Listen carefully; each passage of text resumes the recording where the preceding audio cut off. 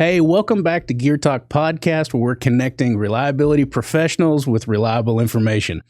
Today we have Lisa Williams with us, and I'm excited because we're going to delve into the topic of on-site oil analysis. Now, Lisa, part of this podcast is we want people to understand the individual, where the information is coming from. So if you don't mind, a little bit of introduction about yourself. Yeah. So thank you for having me, first of all.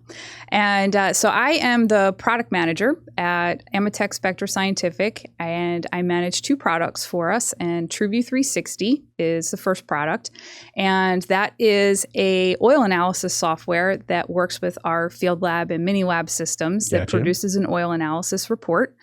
And also does a lot of diagnostics and recommendations and alarm limits and those sorts of things. So a little bit of intelligence built into it. Yes. So, and I also manage our online training system too. We call that Fluid Management Academy.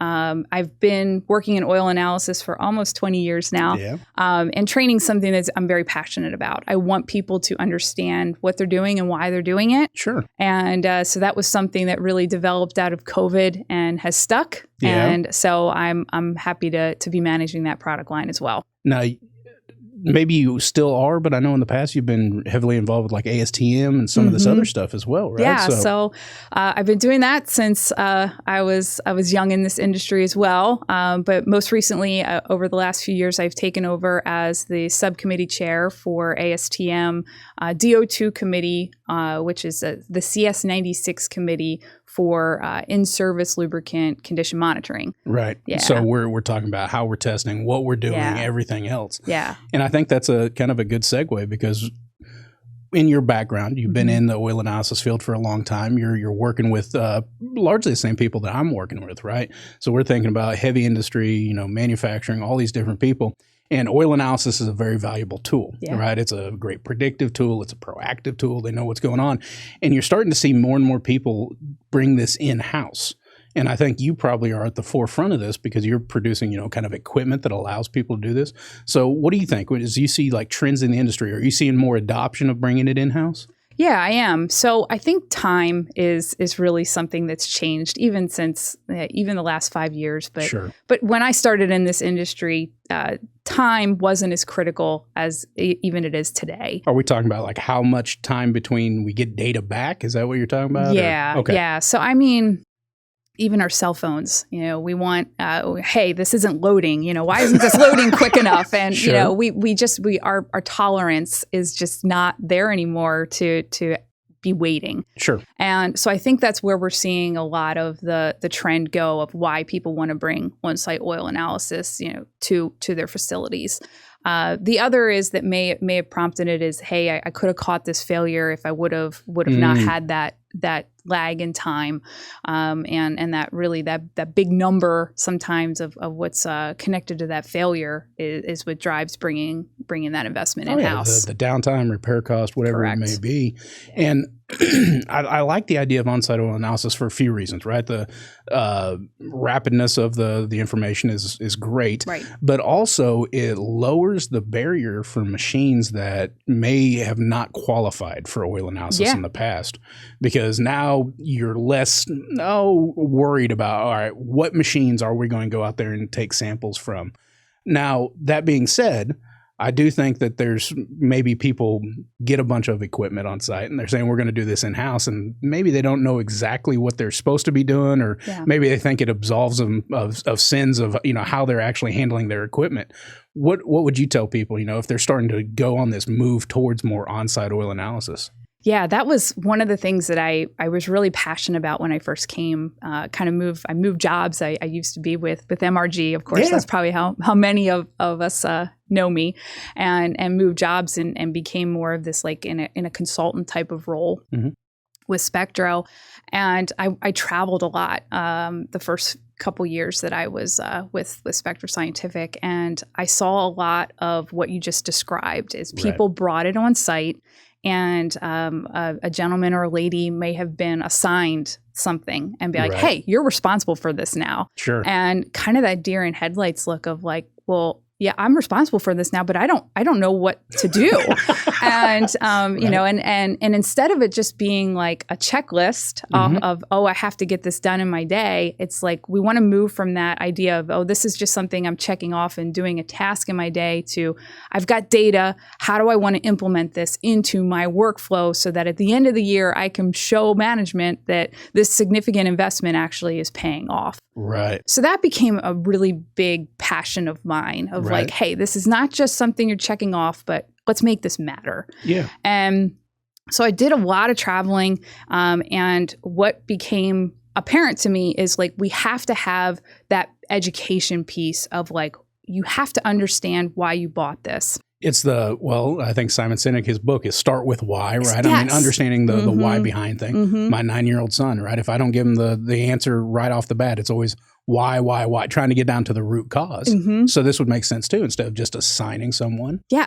So what kind of education are you really helping people? Is it understanding what the machine does? Is it understanding what they're looking in the data? Is it kind of all inclusive? Like what are people lacking? Yeah. So I think there's two parts to it. I think you need to understand kind of the basics of what oil analysis is, what a machine does, why we're running the tests on those machines, and how they apply to the oil that's in the machine. I think that's one piece of it. Yes. And then I think the second piece of it is how to actually use the instrumentation that you've purchased. Sure. And so I think that they go hand in hand. So to be able to have both of those is really where I went when I developed Fluid Management Academy, or helped develop Fluid Management Academy, is like, let's take both of those pieces, help people understand why oil analysis is important. Right. And then also, hey, you purchased an instrument from Spectro Scientific.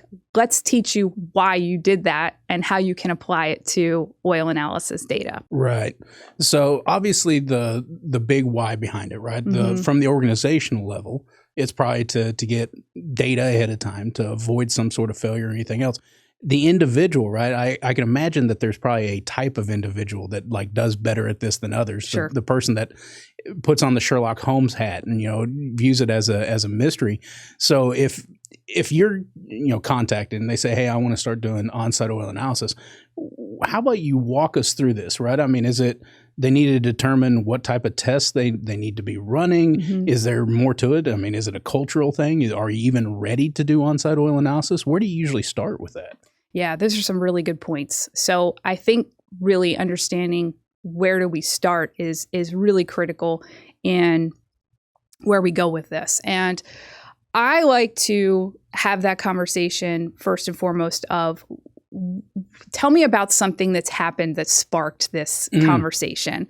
There's a catalyst somewhere. Yes, there had to have been a catalyst somewhere of a failure, a series of failures, management pushing down. Did management hear something? Pain is usually the best one. Yes. And help me understand that. Yeah. And then kind of developing that story of return on investment. Right. Of course, you want the quickest return on investment that you possibly can. Sure.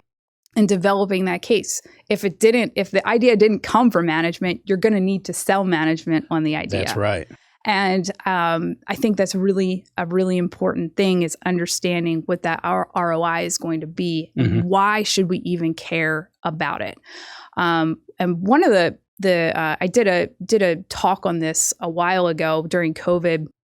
Is I went through this kind of step by step procedure of picking out what pieces of equipment are correct for you, and utilizing KPIs as kind of driving, like top level KPIs of driving what equipment is right for you. Because you're going to buy a spectrometer, but why? Why do we care about that? What do you want to know about that?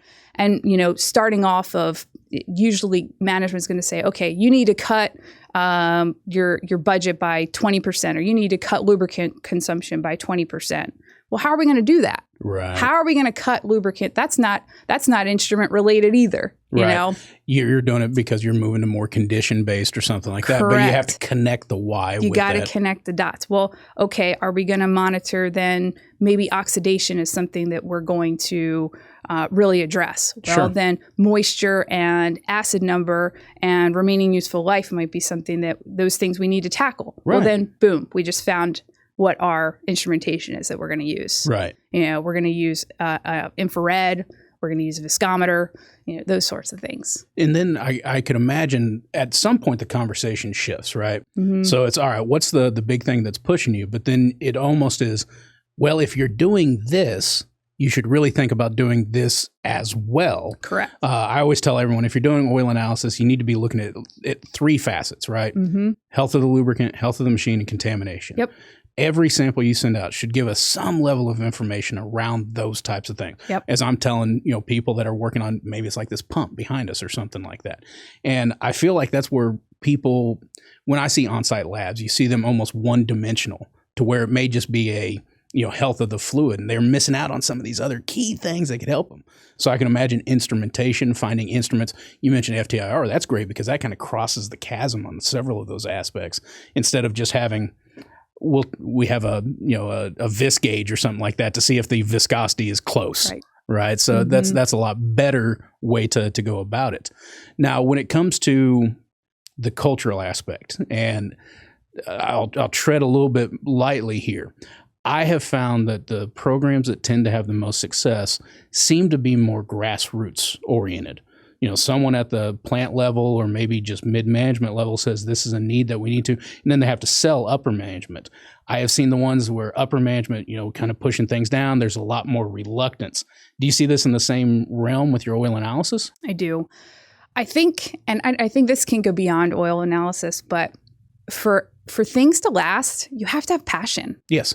And that happens not always at the management level, but that happens at the mid-management level. Well, no one likes to be told what they have to do, I'd imagine. Right. And, I think having that passion is, you want to come to work every day. You want to improve. Mm-hmm. And that's what drives a lot of the development in these programs is having that champion. I know Noria really talks a lot about that lubrication champion. That's right. And I use that term quite frequently. I mean, there has to be passion to drive that process. Otherwise, they've got a really expensive paperweight, I guess, at the end of the day. They don't use it. Well, and it becomes a checkbox like I was talking about earlier. Okay, I got that done. Here's your report. What else do you need from me? But if you're like, oh my gosh, this data is really powerful, we could change our filters, or we could extend our sampling intervals, or we need to put in desiccant breathers here to help, or we need to control this leaking. And by controlling the leaking, we're saving oil. Our particle count is what's dictating our leaking. Right. And, it's just like really powerful data that can be used and not just a checkbox for the day. So connecting the why, mm-hmm. then you're saying, all right, well, the instruments really connect to the why aspect of this, right? Why have we started this? The instruments are going to be that tool, that conduit that gets us the information. Outside of that, what are some of the pitfalls that you may see people, they hit the ditch, not, expecting that they needed to do X, Y, and Z. They thought, well, I got these instruments and now I'm good to go. Education was a component of that. What else?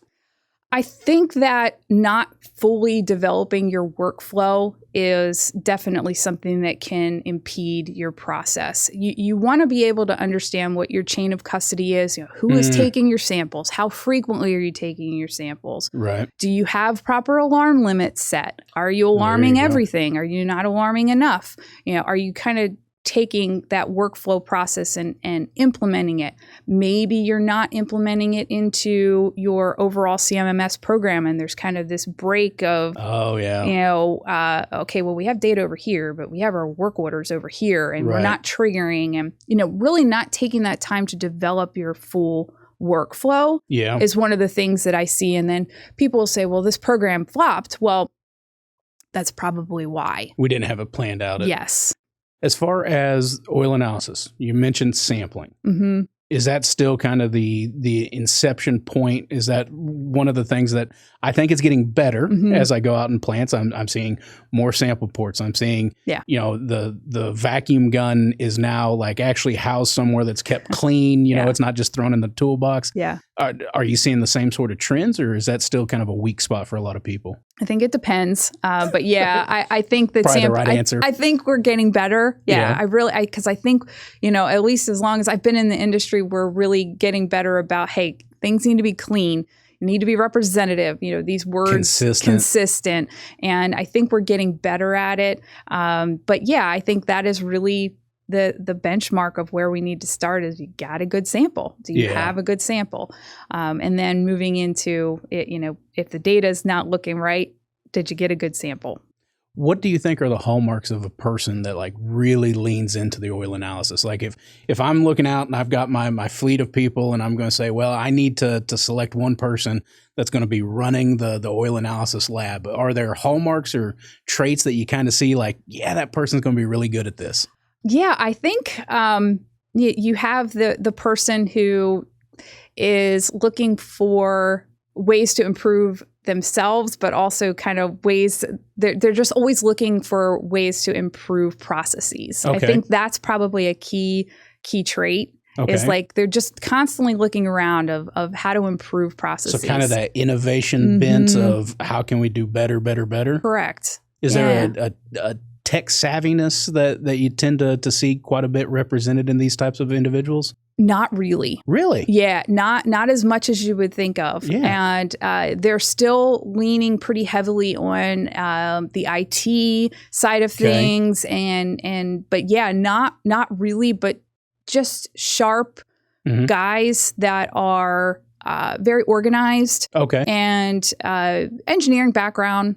You tend to see more of that. But yeah, just really kind of that organizational factor is pretty key.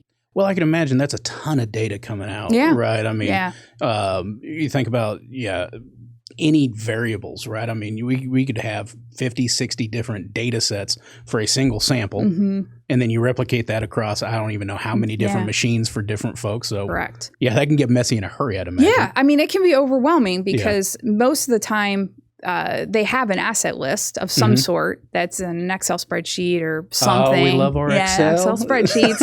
And then there's usually some kind of CMMS system that they're already using. Right. So being able to take, okay, well, I'm using this over here and I'm doing this oil analysis program over here, and you're telling me I should use this software, but I'm already using this. How do I connect? And that is becoming more common as being able to connect everything. Yeah, this is the whole APIs between different software packages. 100%. Yep. So, and I'm pretty new to the product management side of things. I mean, we talked about this earlier. I worked as a bench level chemist for many years. So my background's in chemistry. So getting into the coding side of things with software product management is something that's new to me, newer to me, I should say.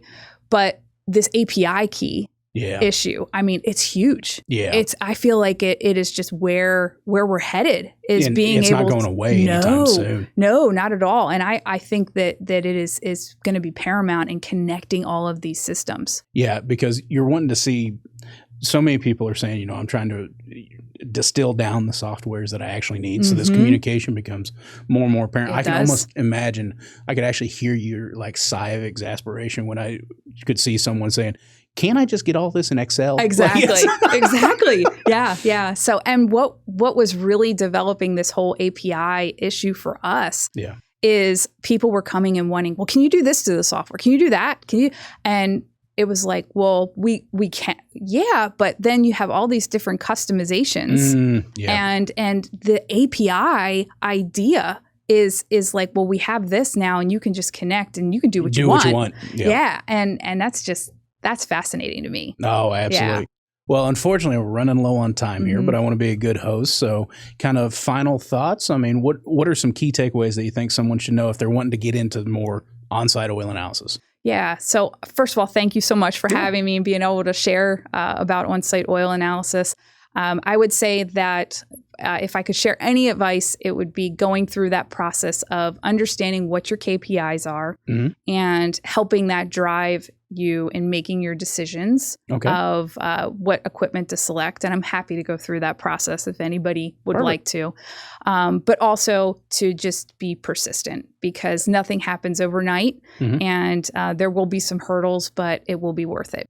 Awesome. Yeah. And people to get a hold of you, I know you're active on LinkedIn. I am. Right? Yeah. How else could people find you? Yeah. Feel free to reach out to me via email. And hopefully I'll see you at a next conference or something. There you go. Hey, you're speaking at many conferences. I know. I see your kind of bio show up in a lot of places. So, well, definitely appreciate you. I'd love to have you back. I mean, I think that when our paths cross again, we'll have to do another one of these. Yeah, absolutely. And then everyone else for joining us, thank you for joining Gear Talk Podcast. If you have any comments, topics that you'd like us to cover in the future, you can always email us at podcast@nori.com. Be sure to like and subscribe. It really helps us. And I'll catch you on the next episode of Gear Talk right here.